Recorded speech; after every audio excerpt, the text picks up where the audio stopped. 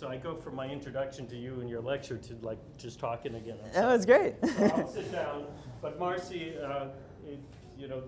has given a couple lectures here on the mid-century modern, and John McPherson. She gave one at AIA Chicago, and she revamped this a little bit. And so if you attended that, this is new as well. So welcome, Marcy. Thank you. Awesome. Thanks, Edward. And thank you all for coming. Apologies for the screen being a little bit dim because of the light, but that's one of the great things about modernist architecture is a lot of fenestration. You get a lot of light. But yeah, we've hit this at peak fall, and it just feels especially cozy to be in here. And I'm super grateful to the people at Isaac Walton for giving us use of this space, and of course the Boy Scouts as well, because this is still an active Scout Lodge, which is fantastic. It's wonderful that this building carries on into the future, and we'll hear a bit more about that in a bit. Apologies for having a script to read. I'm a professor. I can't not read from something I've written. That's just how we do it. So yeah, it's a pleasure to celebrate fall with you all here in this really special place, Black Bear Lodge, designed by Homewood's own master architect, a modernist architect, John V. McPherson, for the local Boy Scout troop. I'm excited to share some of McPherson and his firm's history and work with you all. I think it's been really under-recognized here in the Southland and stretching over into Northwest Indiana.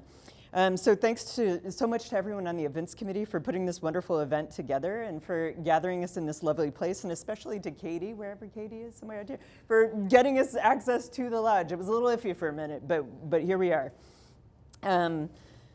Yeah, and one of the delightful consequences of preparing for this talk has been the opportunity to connect with people who live in or regularly use McPherson and McPherson Swing and Associates designed homes and buildings. These include Ben, John, Tom, and our own Catherine and Brent, as well as David and Amy, who are here with us today. So thank you for coming, and thank you for sharing some of your stories with us. So I thought I'd begin with a brief story of how I ended up learning so much about John McPherson and his work. And it turned out to be through a set of coincidences and originally mistaken identity. As Edward mentioned, I'm an English scholar, American literature and material culture studies, and I mostly specialize in the mid-19th century rather than the mid-20th century.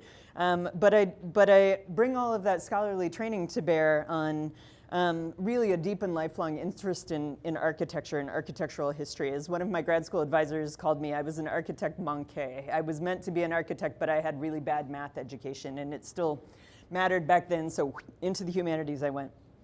And so I brought this interest in architecture to this case study in Blue Island, Illinois, here in our northern neighbor from here.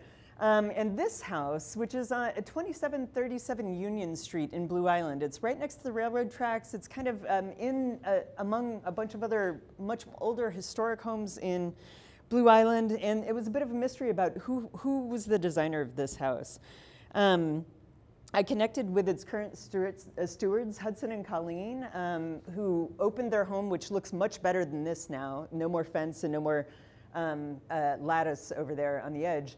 They opened their home for the annual Blue Island House Walk, and again, they weren't sure who the architect was, and so I put myself on the case.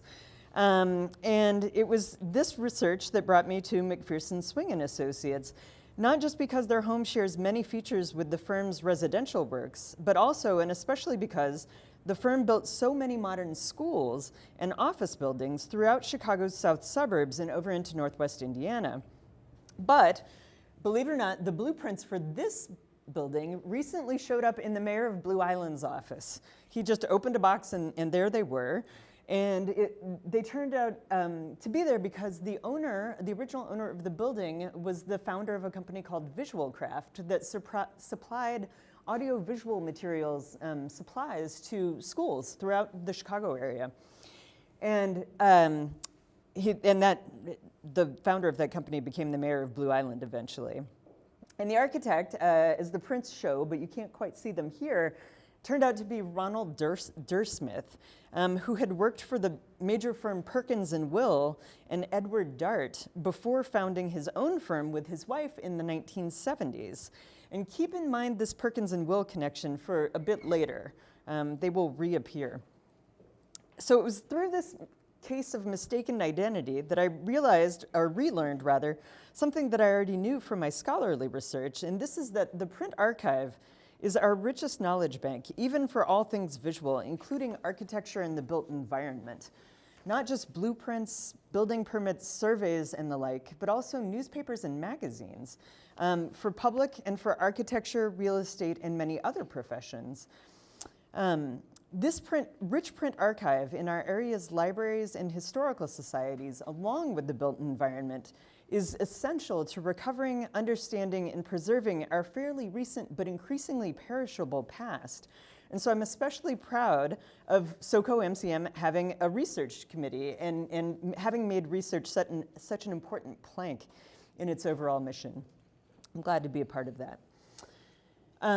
Doing so, advocating for research and preservation should help with preventing further losses in the Southland, like this one. This is the former Homewood Public Library as photographed last winter, and it was designed by McPherson, Swing and Associates in 1960.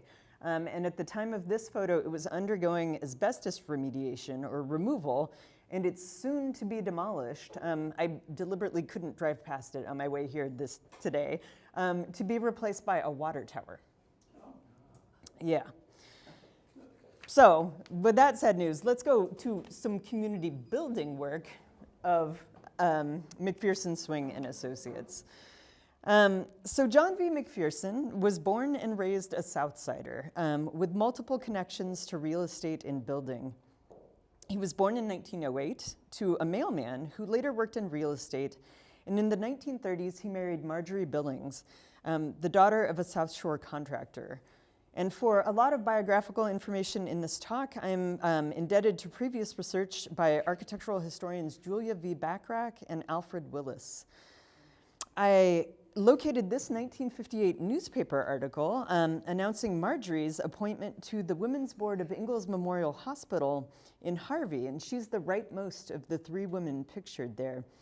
And very intriguingly, the article also notes that Marjorie, quote, occasionally does interior decorating in association with her husband, an architect. So they really were a professional partnership in addition to husband and wife. In the late 1920s and early, and this is McPherson at leftmost here, a much later picture. In the late 1920s and early 1930s, McPherson did his architectural training at the Beaux-Arts Institute of Design, which was a program organized by the Architects Club of Chicago and sponsored by AIA Chicago and the Illinois Society of Architects. By 1933, he was at work for Montgomery Ward's, designing their modernizing their store designs. And in the 1930s and 40s, he worked for the prominent Chicago architects Frederick Hogden and Altschuler and Friedman. So he was really on the kind of late end of the Prairie School in some ways, before he transitioned into his own early modernism.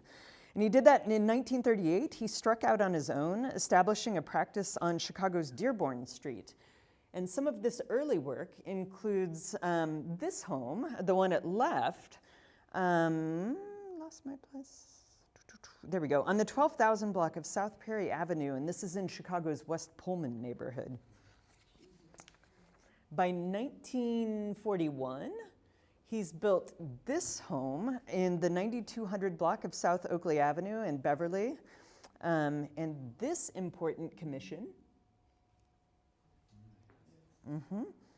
It is on the south edge of Jackson Park, and it's a 3-flat home designed for the family of Morris Fox, who was a successful cough drop manufacturer. And that's according to Julia Bachrach, from whom I've borrowed this photo. By 1942, McPherson's career becomes directly connected to World War II with this project in the 8,000 block of South Kingston Avenue, which is in South Shore. With the exception of that 3-flat, the third one from the left, These were all homes that he designed for some of the war's earliest returning veterans. They're very modest, very simple, but as you can see, very clean line, again, kind of early modernist style. So in what we've seen so far, we might note some characteristics of McPherson's early modernist designs emerging. They all have flat roofs, strong lines, contrasting red brick and limestone, glass blocks, minimalist ornamentation and texture by way of contrasting brick colors, and in some of them extruded or recessed masonry patterns. So he's really letting the materials do a lot of the design work. And this is all fairly typical of early modernism. Just after the end of the war, in 1946, McPherson gets a major early residential commission. It's this home up in, all the way up in Highland Park on Oakmont Road, which is just very slightly west of the lake. From this angle, you can really see a Frank Lloyd Wright influence at work. But in the back, it becomes almost indistinguishable from all of his work into the 50s and 60s. You can kind of see it. This is a band of horizontal windows here up at the top that's very characteristic of McPherson. And redwood siding, long spans of redwood siding, as well as large square fixed pane windows, which you can't quite see obscured by the tree, but that fixed pane window is just the only spot that really punctures that otherwise long stretch of redwood siding. And very, again, characteristic of a lot of his residential work. These are some more exterior photos that were shared by its most recent steward. Let's see, who was the most? Ben. And again, that stone is very Wrightian, but the rectilinear windows up at the top are very consistently McPherson. And here at right in that soffit, which is skylights, not covered, but just open with this no covering over the beams that extend out. Skylights became a major feature of McPherson designs, and here we see him using them on the outside. Here we can see some evidence of how prominently he used skylights, so much that his homes were featured in an ad by the skylight manufacturer Wasco-Domes in the 1950s. So back to the house in Highland Park. These are some interior shots.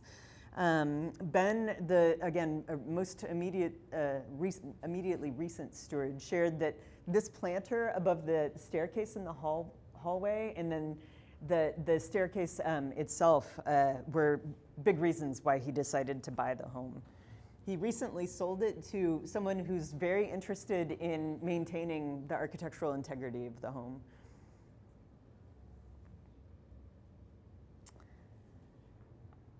Let's see. It's hard to determine cause and effect, but I imagine the Highland Park home that we just saw likely positioned McPherson pretty well to propose a big for him development right here in Homewood.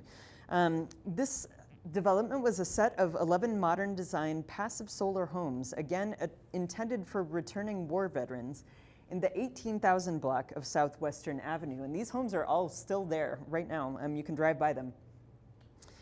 These, I call them mid-century modest homes, brought McPherson both local resistance and professional distinction, as well as a new home for his own family that he lived in the entire time he lived in Homewood.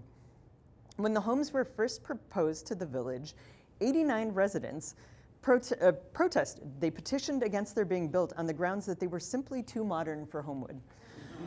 Yeah. In turn, village officials denied McPherson the permits to build, claiming that the designs did not meet the, quote, architectural standpoint of the village code. McPherson boldly sued the village that would subsequently become his and his family's hometown, and he won a court order for the development to proceed. And after the houses were built, he won an award from Practical Builder magazine in its monthly Miracle Home contest. And in addition to the feature here, the homes were also recognized in Architectural Forum in February 1958 for their innovative passive solar design. And this is one of the things I find really remarkable about McPherson, that he's gone understudied in this respect. Keck and Keck were pioneers, very well-known pioneers of early solar design, especially in the Midwest and especially in this area.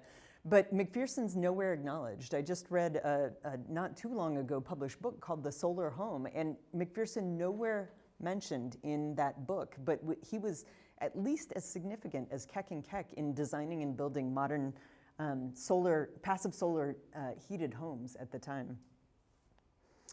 So with all of this in mind, the controversy about these houses, let's see how they're faring now. These are a couple of examples. Apologies for the kind of bad light in the photos.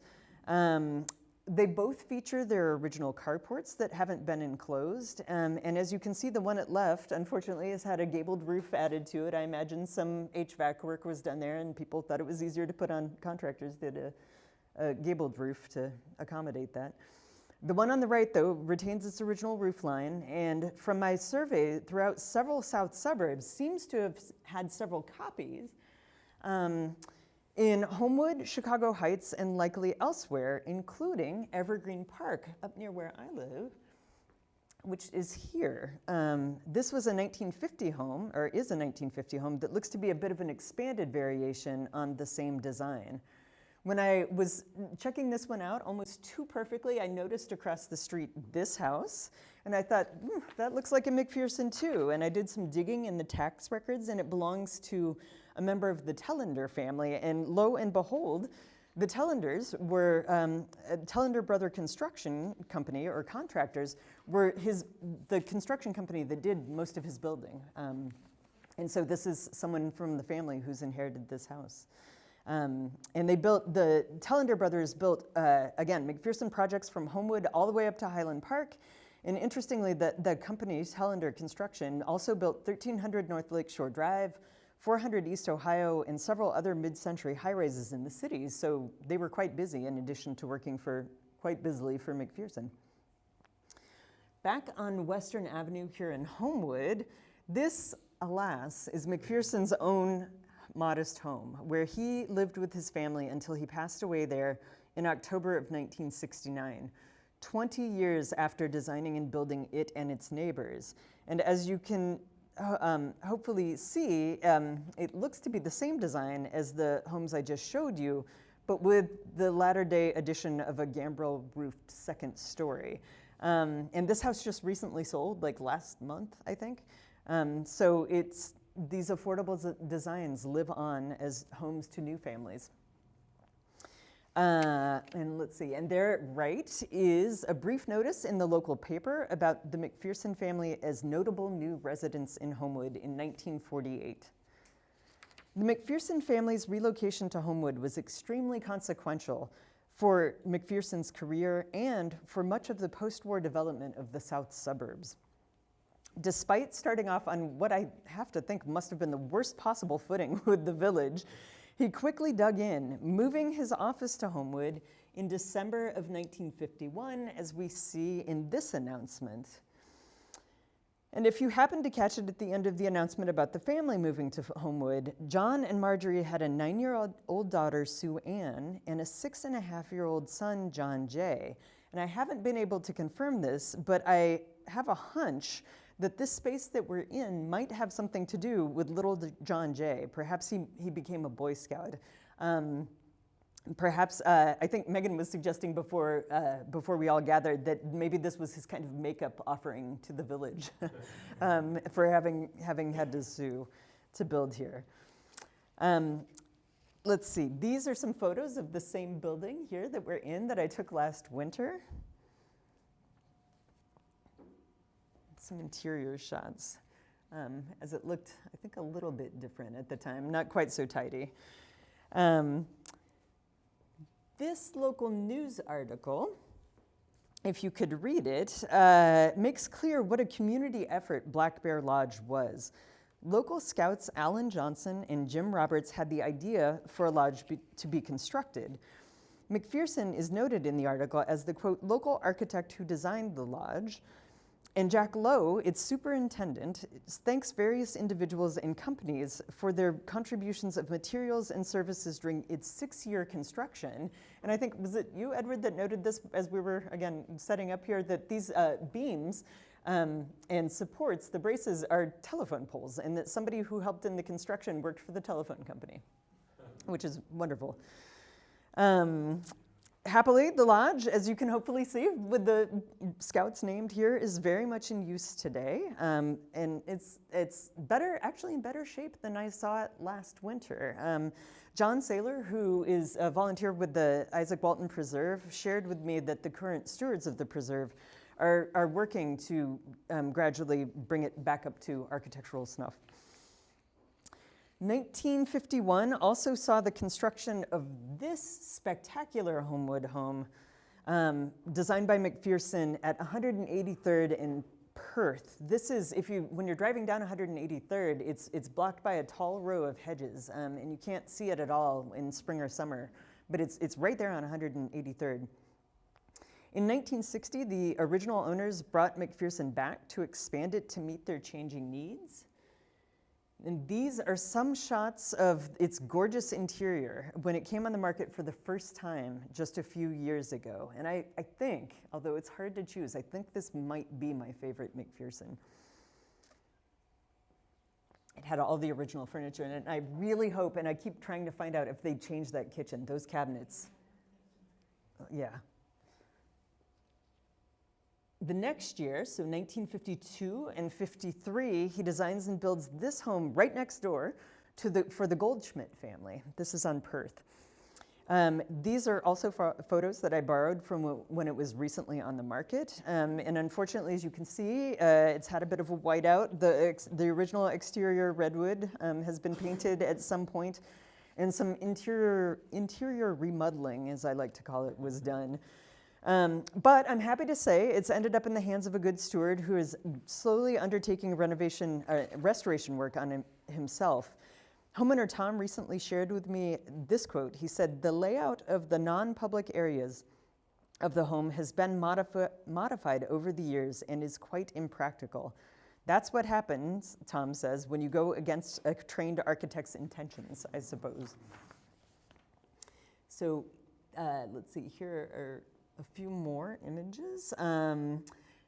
And hopefully, as you've been able to see in this set of pictures, again, what came to be a frequent feature in McPherson designed passive solar homes. And those are the louvers below the windows. You can see them really clearly there, and the one at the bottom right and the one above it. And this is his variation on the Kex louvers, and the Kex usually put theirs vertically, there we go, sorry, it's been a long week. Vertically along the sides of the windows. Yes, all right, so Tom also shared with me that his home was featured as Home of the Week in the Chicago Tribune in February 20th, 1954, which is the article there, right? This article describes the original 1,150 square foot home as thoroughly modern, built for $19,300 by Tellender Brothers, and was designed with gradual expansion in mind. The feature notes, quote, "All the interior walls are redwood and the open ceilings are paneled in western red cedar, while the floors were more modestly originally tiled with vinyl. Tremendous storage space," it notes, "is a noteworthy feature." And you can see that in at top left in a long storage wall that divides the living room from the kitchen. At the bottom left, the house was featured in Better Homes and Gardens magazine in 1961, so national attention. And this piece describes how, interestingly, how McPherson designed the home in 4-foot modules that were built in shop and assembled on site. So it's surprisingly an early example of not just passive solar construction, but modular construction as well. These are astoundingly innovative techniques that McPherson's using, ones that have still never fully caught on. The Better Homes and Gardens article also notes that the, quote, "handsome cost-saving roof consists of 4x4-inch cedar decking, which also doubles as the ceiling, topped with a standard built-up combination of tar and light-colored gravel." But homeowner Tom shared with me that original cost-saving feature posed a significant expense to him when he had to replace the roof with a tear-off. So his contractor, unfortunately, instead of replacing or marrying the rotted 4x4s, sawed them off, made them shorter. and which really compromises the passive solar function. But more happily, Tom has been able to restore the skylight frames that have suffered the inevitable water damage. As you can see there at top left, this is his home as he has it now. The years 1950 to 1954 were incredibly busy for McPherson, with a diversity of projects spanning from Chicago Heights back up to Highland Park again. In addition to the Homewood homes we've just seen, he also built the one at left, and that one is on Gardner in Flossmoor. The more modest solar homes that we've already seen in Chicago Heights and Homewood. There at bottom right, that's a dentist's office in, I believe that's also in Chicago Heights. He also designed, let's see, I lost my place. Let's see. He also designed this home, impressive home on, an impressive home on Old Mill Road. No, I'm sorry, there we go. This impressive home on Hanover, right, as well as shops on Dixie Highway, and these are both in Flossmoor, the shops in this home. And then, let's see, and then, right, this home, I put too many together here. This home, this is the one up in Highland Park again. This is on Old Mill Road, and again, you can notice in one of these pictures, I think, oh yeah, they're at top, the left picture, those louvers again that he's incorporating for the passive solar. And also too, it's a little bit dark in that middle picture, but he makes a very similar move with that fireplace as he does here, the central beam that penetrates the fireplace. Not coincidentally, he's doing Black Bear Lodge in the same set of years. And then also in the same set of years, 1950 to 54, he designs and sees built the first homes in both Graymore and Olympia Woods. And we'll hear more about these in a second. And then wrapping up this stint, this fire station in Palos Hills. Somehow, in addition to all of this work that you've just seen, he somehow found time to join the Homewood Village Planning Commission in 1954. So he, I guess, partly was able to ensure that whatever he wanted to get built, he could by serving. I'd really hoped before this talk to visit the McPherson designed home of Charlene Gordon on Evans Road in Flossmoor, but unfortunately she and I couldn't find time to connect before she left for Florida for the winter. So I promised to maybe come back at some point with pictures and stories from her of that home when we connect when she returns in the spring. As for Graymore and Olympia Woods, as I'm sure most of you here know, these two developments were built on land that used to be part of the Olympia Fields Country Club. And this development, both these developments, placed McPherson in the League of Chicago's top architects, including Keck and Keck, Edward Dart, and Edward Humrick. McPherson not only designed homes in both developments, Graymore and Olympia Woods, but importantly served on the rigorous architectural review committee for Graymore, along with fellow modernist architects Richard Baranchik and Christopher Chamalis, who were much younger and kind of like the up-and-coming cutting-edge architects at the time. So he was in pretty esteemed company. And so, yeah, McPherson was the most senior member of the committee. If you can make it out at the bottom right article about Olympia Woods, it notes George Fred and William Keck, pioneers in solar residential design in the Chicago area, are architects of several homes which will depend on the sun to supplement gas heating systems. It continues, John V. McPherson will also design both solar and conventional homes. The four images at right are of the first home to be built in Graymore, which was designed by McPherson, and these two are borrowed from a real estate listing. The article at left announced the groundbreaking and describes the 130-acre, 97-home development of Graymore as groundbreaking itself, being cited in a class in modern building at the University of Chicago as, quote, one of the most outstanding examples of site planning. This home was constructed by Melcy Yuri and was set with other homes in landscaping that features over 500 trees, formerly 2 lakes, which Edward and Katie have been working hard on getting restored, as well as tennis courts, a softball diamond, and green spaces for recreation. Here's the same home, and yeah, they never got the heliport built. One more story about Yeah. the Humber, or not the Humber House, the McPherson House in Brynmore. Frank Lloyd Wright visited. Oh, wait, that's coming. Oh, that's Don't spoil it. you do. Yeah, I'll do it. I got this. All right, so let's see. Here's the same home that we just saw from those real estate listing that was still attracting attention almost a decade after it was built. Featured as Home of the Week in the Chicago Tribune. And with apologies for the poor quality of these images, it's a scan from a microfilm from a who knows what. But you can make out at the bottom left this really stunning conical fireplace and range hood. And in this story, a quote from Frank Lloyd Wright describing it as truly great architecture. And it was Scott Mahaffey that had shared this story with me, as well as Edward, about how Frank Lloyd Wright visited the grounds of Graymore and was touring the site with Mel Urey, and Mel's aunt Eleanor Lieberman, who was there walking Wright around, was walking Wright around to giving him the tour, and Wright asked, "Who designed this house?" To which Eleanor responded, "John McPherson, do you know him?" And Wright responded, "No, but he certainly knows me." Which is perfect for Frank Lloyd Wright. Yeah. As for Olympia Woods, here's a detail of the Chicago Tribune feature about McPherson's modular designs that we saw a little bit earlier, coming back to it again, but showing it more closely, but again, unfortunately not too clearly, one of McPherson's homes on Country Club Drive. This 1954 article notes that it was being shown furnished as one of the development's model homes, and that these were built by Crest Construction Company.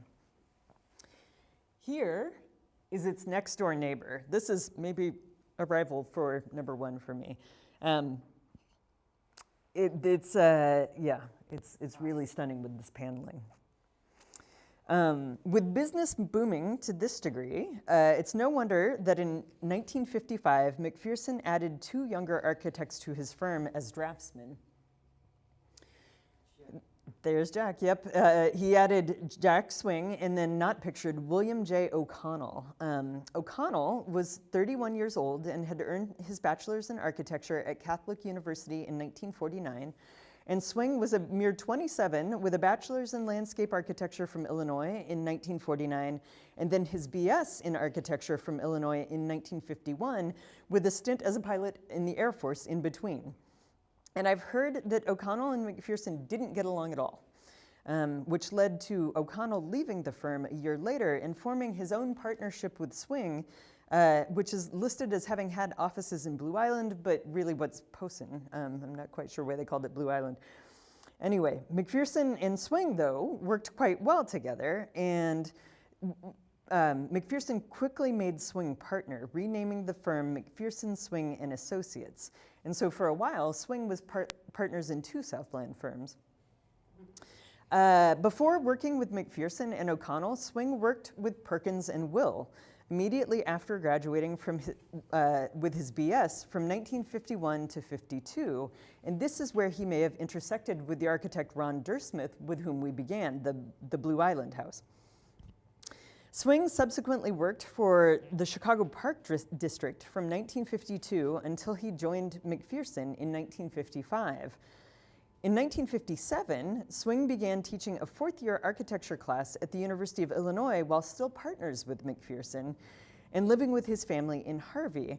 Word has it that the former Air Force pilot commuted down to Champaign by private plane from the small airport that used to be in nearby Crestwood. And so I think this is a great example of why they called it the jet set age. He probably wasn't flying a jet, but still, like the idea of commuting by plane, and being a professor, how luxurious. It was with Swing as partner that McPherson, Swing and Associates made their most significant contributions as community builders throughout the south suburbs and in Northwest Indiana. In 1956 and 1957, they built a new post office, and this is in Midlothian, although I'm a little bit confused about what happened here. This post office is supposed to be at the corner of 147th and Keystone, which is this post office, but that doesn't look like this post office, the plans that were pictured in the newspaper at the time. In 1958, Swing designs and builds this home in Graymore, now stewarded by our members and friends, Catherine and Brent. And Catherine and Brent are fortunate enough to have both the original blueprints and renderings for the home, which is, as you know, the jackpot, right, for buying a mid-century house. In 1958 or 59, McPherson, Swing and Associates design and see built one of their first major public school projects. This is the Paul Lawrence Dunbar Middle School over in Gary. And unfortunately, like many buildings in Gary these days, it's now closed and sadly deteriorating. In fact, I got this, the interior shot from like one of those, what do they call them, like the urban explorers, people that go in with video cameras and, you know, look at urban ruins. In 1960 though, the school won an award from Educational Executives Overview magazine for better school design. In 1960 and 61, construction is underway on this absolutely massive project. You probably recognize it as what's former Rich Township High School at the corner of 203rd and Governor's Highway in Olympia Fields. And as I'm sure you can see here, the photos just don't capture at all how sprawling this campus is. As far as I know, this is McPherson, Swing and Associates' largest project, and it too was award-winning, selected by the Ford Foundation as one of the 10 best schools of 1960, even before it opened its doors to its students. Also in 1961, the firm partnered with the Houston firm Caudle, Rowlett, and Scott to design James Weldon Johnson Elementary School for Chicago Public Schools in the Douglas Park neighborhood. Interestingly, both Rich Township and Johnson Elementary are now both STEM or STEAM schools, which I think suggests something about how their modern designs have held up as ideal learning environments for such students. In fact, in 1960, the magazine The Nation's Schools featured Rich Township High School with the headline, "An Image of the Future." Here again, I call back your attention to Swing's prior work with Perkins and Will before partnering with McPherson. Some of you may know Perkins and Will, or rather Perkins, Wheeler and Will, the predecessor firm, is credited with having designed the first truly modernist school in the United States, and that's Crow Island Elementary up in Winnetka, which was designed by Lawrence B. Perkins with Eliel and Eero Saarinen in 1941. And if you've not made a trek up to see Crow Island, the school has an architectural preservation committee headed by one of its former very long-term principals who gives just the most magnificent tours of it. I highly recommend it. And I have to think Swing's time working with Perkins and Will made him the prime mover behind McPherson, Swing and Associates' many school design projects, only a few of which I've been able to identify, mostly through newspaper announcements about their construction. I've also determined that McPherson was himself the architect of several schools that were built after Swing left the firm to teach full-time at the University of Illinois. So it really does seem to have become a partnership in this respect. And I like to think of the older McPherson picking up a few new things from the younger partner Swing and his new partners that I'll speak about in a moment. This 1960 feature on Swing in the South Holland Tribune focuses on his commitment to designing schools in relation to the latest theories of education, noting that he had, quote, particularly studied the philosophy of, improbably, a Dr. Trump, cited as an education expert in the US government. According to the article, Swing applied this Dr. Trump's theories to design, quote, a school which would serve an educational system based upon the individual. In this type of school, the article says, students are assigned spaces where they would work for intervals of time best suited to their own needs. And the school is specifically designed to allow students to move freely from laboratory to library, from the theater to the shop, with no set class periods and no corridors, so that mass movement has been eliminated. And if anyone happens to be familiar with the progressive educational theories that went hand in hand with Perkins's and the Saarinen's design of the Crow Island School in Winnetka, the same centering on students' interests and freedom of choice and movement structures their designs as well. Progressive architecture and progressive educational theory really went hand in hand in these two firms' works. This article continues, quote, parents and school people should really hear Swing talk as he talks on this subject of education. His ideas are provocative and interesting, and it notes that he spent almost 900 hours in crafting prize-winning plans for recreational facilities, a junior and senior high school, and a 2-year college on a 130-acre site in a community of 30,000. And since the article doesn't mention which community this is or which project it was, I haven't determined if this project came to be built or if they're in fact talking about maybe a smaller version of what became Ridge Township. As I mentioned just a moment ago, Swing's commitment to education was serious enough that he left McPherson, Swing and Associates to teach at the University of Illinois full-time.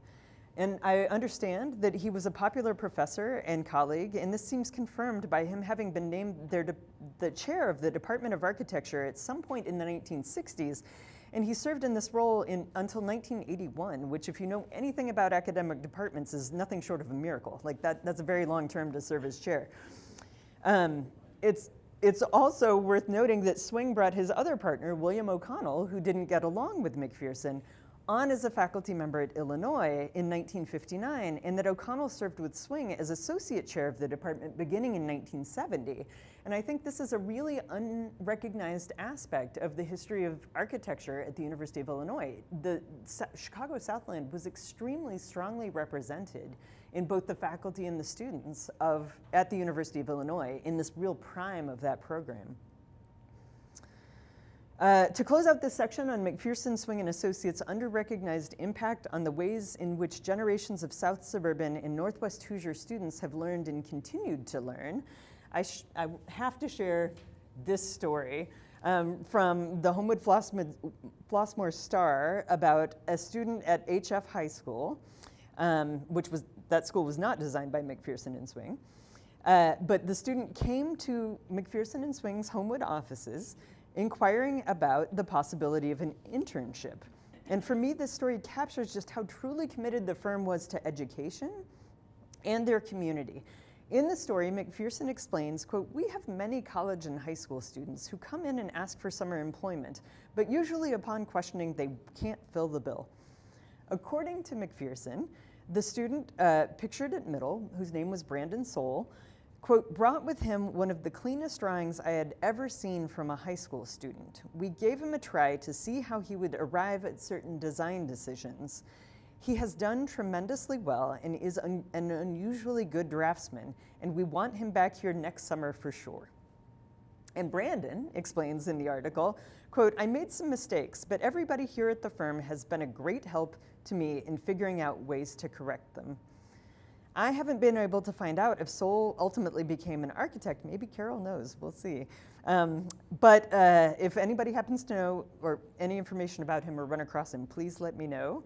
But this article does reveal the name of two other associates in the firm, and that was Harold Anderson, which Carol shared, his nickname was Andy, right? He went by Andy. And then Paul Ohanian, who went by PJ. And I have, as of having written this talk, had not learned more about them, but Carol has more to tell us about them. They kept working in the firm until its end, right? It's in the end. That's fantastic. 1970. Well, yeah, early 2000s. Yeah, early 2000s. Wow, that's great. Before we turn briefly to look at some of the firm's work after Swing's departure, I'd like to highlight one more aspect of their important community building work.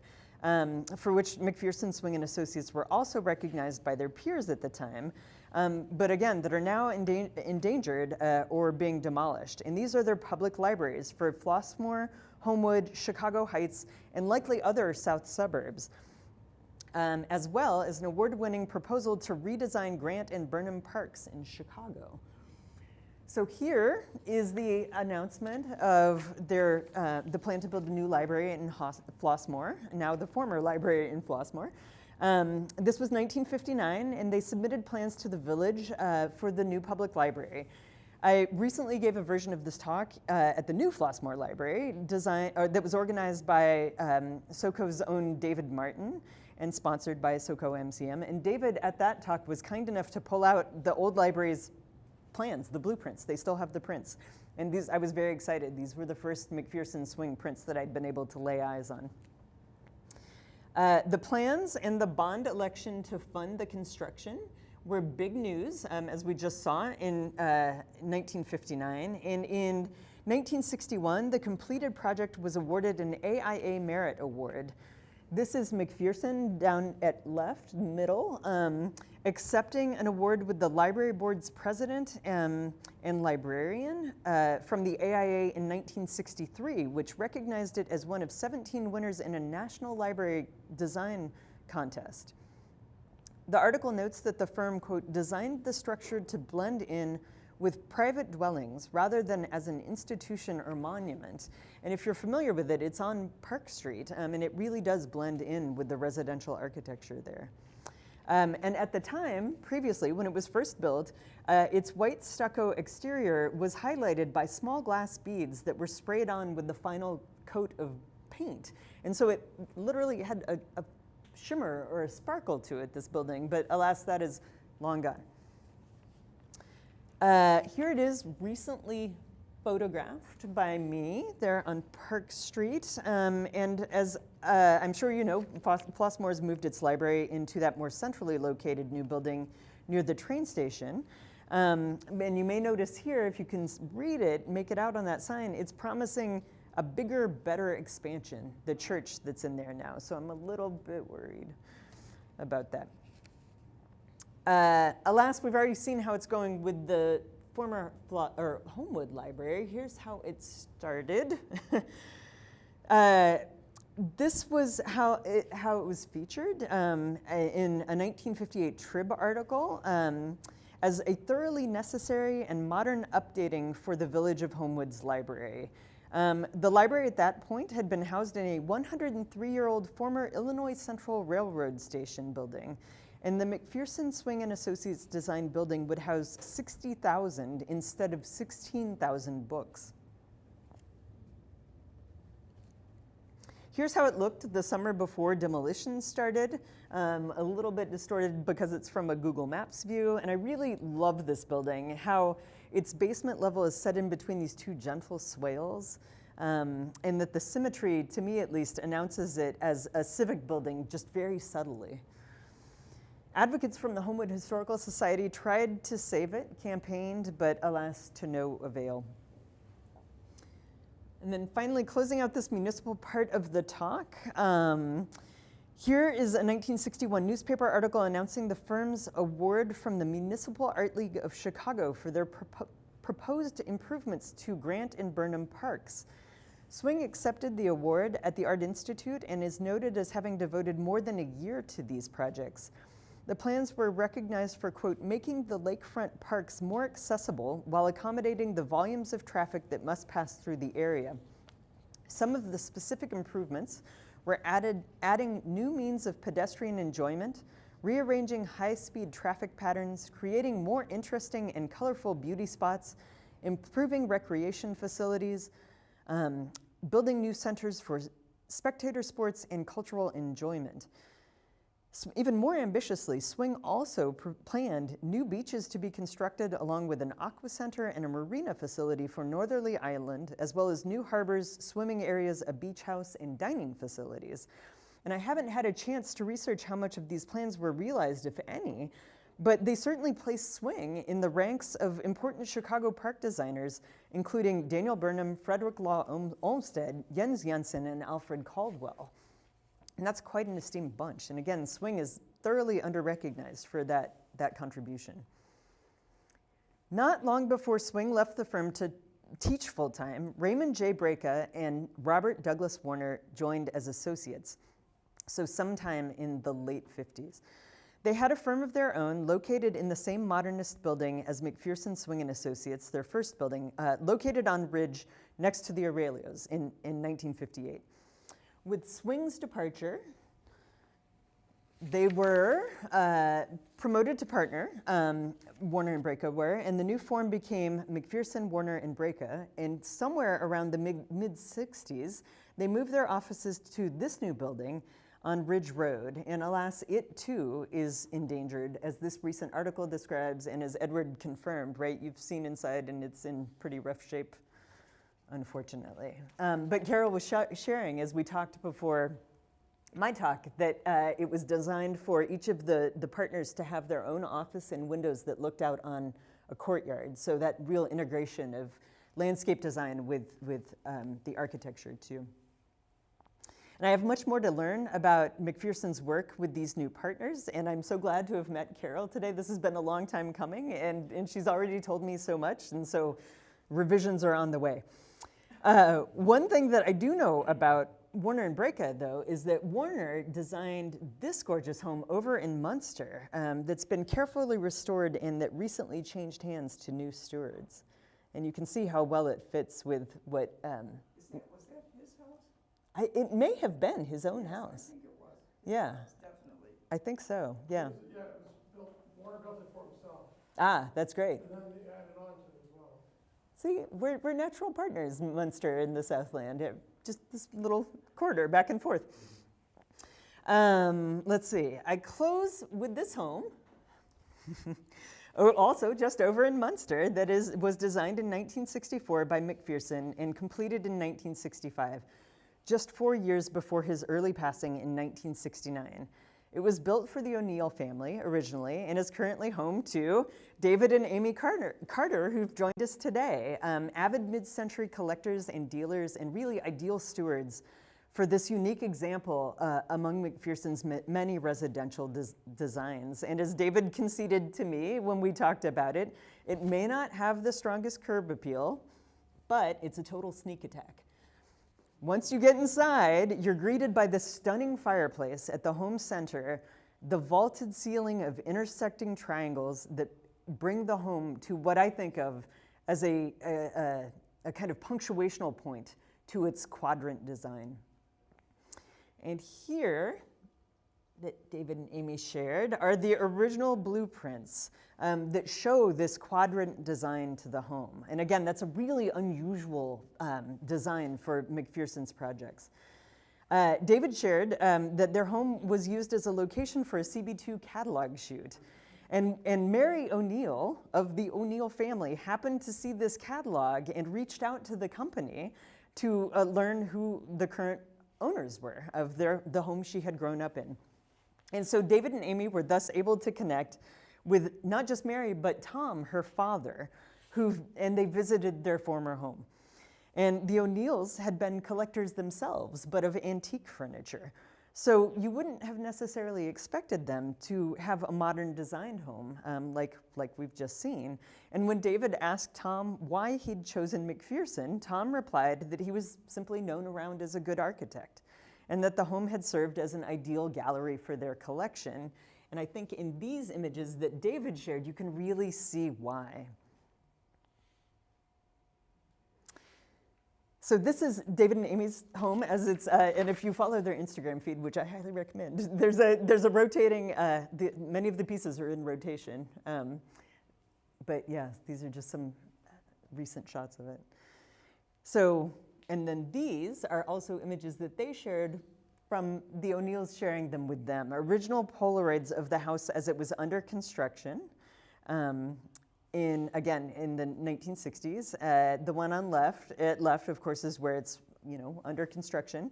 And then at right, when it was very early when it was finished. And you can see that the paint is unpatinaed. So if we go back real quick, this is not a victim of the whiteout. It was originally brick that was painted white. But here you can see how it looked without its patina and with the landscaping in its very, very earliest stages. So that's what I've learned so far about the work of this interesting firm and these interesting partners. And there's much, much more to learn. And again, I'm thrilled that there are living people with direct connections to not just the architects, but the people who lived in and enjoyed these homes and schools and other buildings. And I'm really grateful for you all coming and listening today. And if you have any questions, I'm happy to try to answer them. If there's anything you want to go me to flip back to and look at again, happy to flip back through the PowerPoint. But yeah, thanks.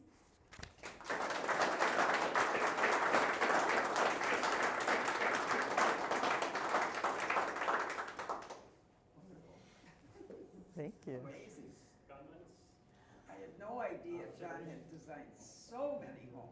His history is amazing. I keep finding more. Oh, this is one I didn't put in because it's frankly too sad, and I just found out about it. There's a home in Park Forest off Monet Road in that little cluster of custom design homes. And it's a victim of fire. It's been abandoned, and I think kids I hate to blame kids, who knows, people got into the home and it caught fire. And the whole back of the home is open to the woods and is burned out. It's currently, the land trust owns it. It's currently up for sale for a surprisingly high $130,000. But it's just begging for a restoration, but would need a lot. But that story seemed too sad to learn. But I had thought Park Forest has such a cluster of, especially in that part of the town, custom designed homes, and there had to be a McPherson in there, and there it was. Yeah, Eric. Yeah, I thought about the Burnham Park, things that Jack Swing may or Yeah, may yeah, not yeah. have gotten built. There were two really striking pedestrian bridges over Lakeshore Drive that have both been demolished and replaced with the blue things that look like roller coasters. Oh, right. And they featured stonework really similar to this for their towers with stairs that went up through the center of the tower and then came back around. They were really interesting. Ooh. Of course, completely inaccessible, which is why they replaced them. Right, right. And Also, just in very poor condition by the time they tore them down, of course. yeah, and nobody could, But it wouldn't surprise me at all if I bet you're right. that was a result of his designs. Yeah, I'll have to go back and try to look for some images of I have those. photos. Oh, fantastic. Remind me. That's great. I will. Thank you. That's great. There are so many other homes actually in Olympia Fields that he did as well. Oh, fantastic. You know, I'm all ears. And then there was that building, there is a building still exists on Dixie that was an orthodontic office that Yes. then became part of AFC, which was a financial office for quite a long time. Right. And it's my understanding the village owns that building. Uh-huh. Right, it's owned, I guess, by the village at this point. Yeah. It's still just empty, standing there, but there was a building across the street from it that was a medical building. Rosen and Lowe, we used to call them the dancing partners. Oh. And there was a very wonderfully interesting building that was designed for those guys. But that was torn down quite a long time ago, so I don't know if there's any existing pictures of that building. Yeah. No, I'll have to try to search around for it. I remember reading that there was a medical office there, but I think Right, it's and shops now. It was Yeah. a remarkable, they had those stairs that were see-through stairs. I mean, very beautiful, lots of glass. It was, Oh. my daughter was born and we went there for her medical doctor. Oh, So, wow. Yeah, it was known, and I knew that it was a John building, so. Oh, that's wonderful. Yeah. That's. Maybe for 2026, we rent a tour bus. Carol, you'll get in the front, Oh my goodness. Yes. and we'll just drive around the town. Are you talking about the building that's across from like Cold Stone Creamery? I think that's it. It has kind of a Pizza Hut style roof in a way. Yeah. Auto body shop. Yeah. Okay. Yeah. Yeah, that one. If you go look at that building, like peek in, it's a very interesting building. Yeah.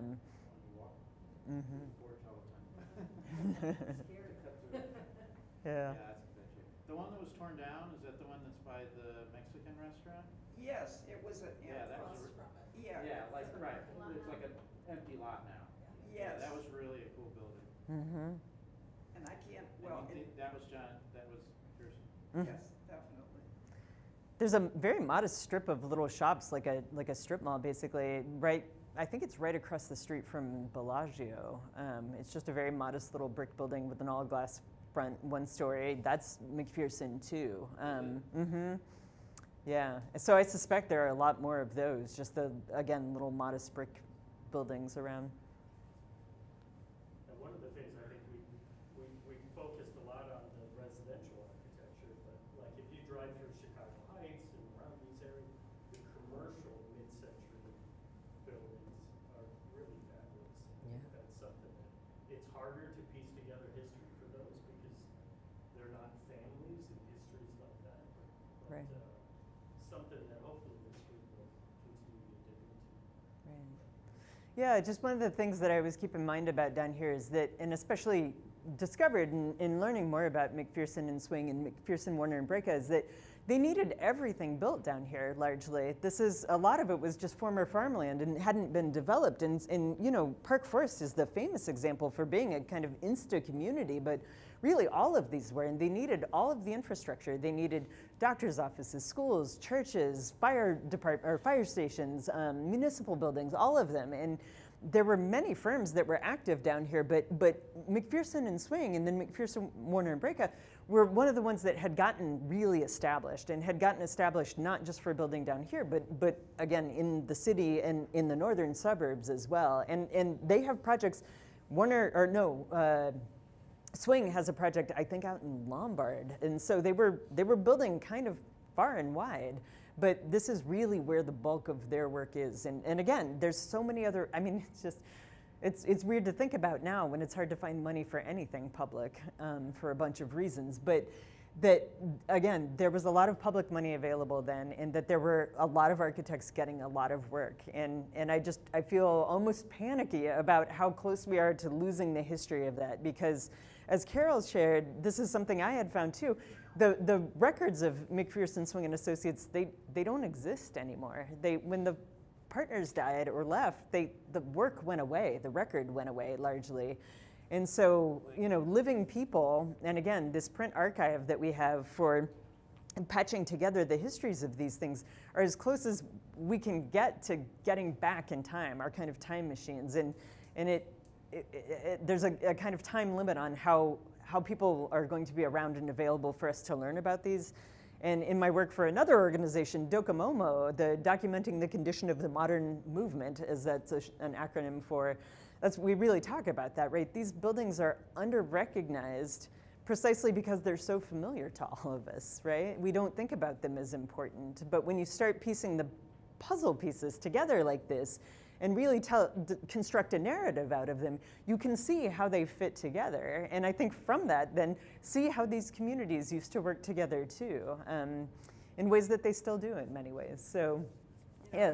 You mentioned Perkins and Will, Mm-hmm. and there was the partner of Perkins and Will named, wait a minute, no, can I think of this thing? Vic Vickery, Yes. and he lived in Flossmoor and built a home on Mass Street. And Where's my pencil? his connection was significant because Perkins and Will then, he was a member of our church, Flossmoor Community Church, okay? And he was involved in getting, the addition on Flossmoor Community Church was designed by P&W.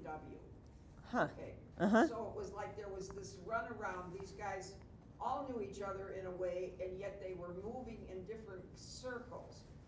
You know, so I do know that Vic then became a full-blown partner, but then later he became a member of, it was Vickery Oversat and Awesome. And that was what the firm evolved into, and they did all the work on Navy Pier. So there's just a whole string of connections we have starting out here with so many people, architects that lived in this area. Yeah. Knew each other. Most of them were graduates and came out of the Second World War. Now, John was older, so he did not, but then he connected with all of those guys. I think that was such a smart thing of McPherson to have done, and that's something I actually really kind of admire about him, because he, being from an older generation, he doesn't seem to have been threatened at all by the younger architects, that he really took them on and learned from them as well, which Well, is they really learned cool. from him. Yeah, that too. Yeah. Yeah, yeah. It was both ways. That's a really ideal partnership. Very cool. Wow.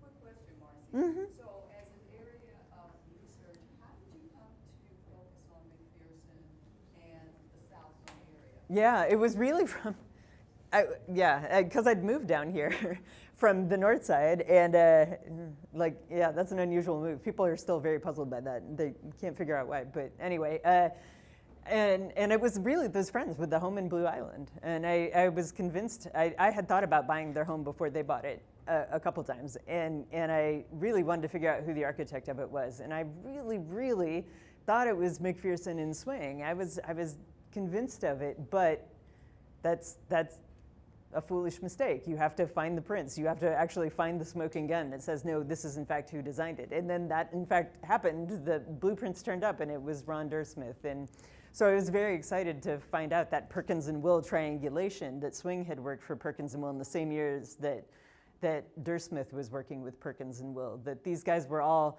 borrowing moves, like Carol said, from each other. They were in kind of constant conversation and contact with each other. And that's another thing I really appreciate about the architecture of this era and the work of this era, that there was just so much an abundance of work and an abundance of need, that they were certainly competitive, but that they weren't competitive with each other they were more collaborative and cooperative and kind of borrowing notes from each other and sharing similar moves. And you can see that not just with architects working in this specific area, but in Chicago, and then between Chicago and California, which is where I'm originally from, LA, that all those architects are in conversation with each other across the periodicals like Arts and Architecture magazine, and you start seeing homes that are built here featured in the California-based magazines, and it's really, again, just all this really productive cross-pollination going on. And for me, it was exciting because I just kept finding all of these connections to things and people and places I care about, and so it was just a fun way to find out that those connections had been long established and were even richer and more abundant than I'd realized in the past. So, yeah, very cool. I do love a rabbit hole too. If it's an architecture rabbit hole and a challenge, like bring it on. Like I will spend infinite time down that rabbit hole. Don't forget the American Institute of Architects was very involved. They all were members, and then my husband was part of a team that disassociated and moved and did this Eastern Illinois chapter Yeah. out here Yeah. to feed their grassroots efforts. Because they said Chicago was a sleeping giant. They couldn't work with them because they were always building bigger buildings all over the world. Right. So they wanted to keep it more contained within this unit of people that lived, in this general area. Mm-hmm. I love that story, and I'd heard a version of it from, I forget, you know him, but one of the current heads of AIA Southeast Illinois, it's called. Eastern Illinois. There we go. That's right. That they were a bunch of renegades and that they were established enough down here to hold their own, and felt like AIA Chicago was overshadowing things and not paying enough attention to down here. And so that's another thing I love it. I love underdogs. Go Sox. So that that this area has for a lot of complex reasons become a bit of an underdog, and I think it's lost some of its own history and knowledge about itself as like a really ambitious and innovative and like a very established part of the city that could hold its own, or part of the area against the sleeping giant up north. And again, that's kind of a forgotten part of our recent history that I'm super interested in bringing back. So, yeah, as an adopted Southsider. This included so many groups. It included Joliet, Kankakee, everything. Yeah. So I am deliberately holding off on those. I know they are full of just endless treasures, and so I want to learn more about here. But yeah, that too. I know there's those connections. It's super fascinating. There's so many things. It's very interesting. It is. I agree. Yeah. Thank you, everybody.